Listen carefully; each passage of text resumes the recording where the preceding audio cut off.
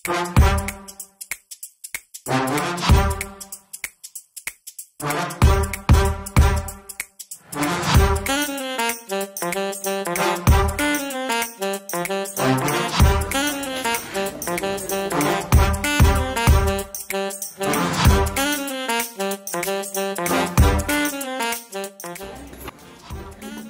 paano ba isulat ito sa Filipino? In this paper, we aim to analyze the socio-economic impact of globalization.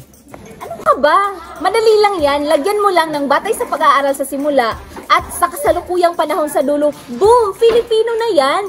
Or i-ChatGPT mo na lang kaya. Sabihin mong gawin Filipino pang matalino version. Tapos copy-paste, di ba? Pero nakakahiya. Filipino subject to tapos di ko masulat ng maayos. Dati nga buong tula ko puro Filipino eh. Kasi nga, mas kabisado mo pa yung slang sa K-drama kisa sa salitang ugat. Ay, true. Ano ba? May kilala ako. Di na siya marunong magandang umaga. Tapos, good morning, bestie, ay araw-araw, di ba? Kilala ko. Pero seryoso, kung ganito na tayo ngayon, paano pa kaya sa 2050? We are not saying stop learning English or ignore global stage. Go. But when you can write a Filipino paragraph without using translation tools, it's time to ask, are we really moving forward or just away from who we are? Every day, we treat Filipino as an optional subject, a second language, something we can drop for convenience. But language is identity, and identity is power. Lose it and you lose your voice in the world.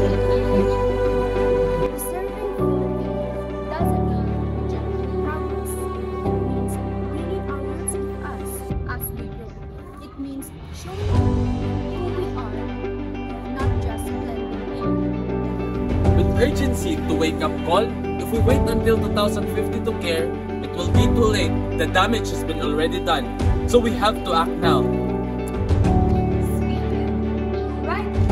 And normalize sa Filipino in real life, in class, online, and everything in between. Because in globalized world, the most powerful thing we can do is authentically, unapologetically Filipino. We are not losing the language. We are choosing to leave it behind. But we still have time to bring it back. 2050, we won't just be judged by how well we spoke English, but by how proudly we carried our Filipino language. See it, write it, and live it! Because if we don't, who will?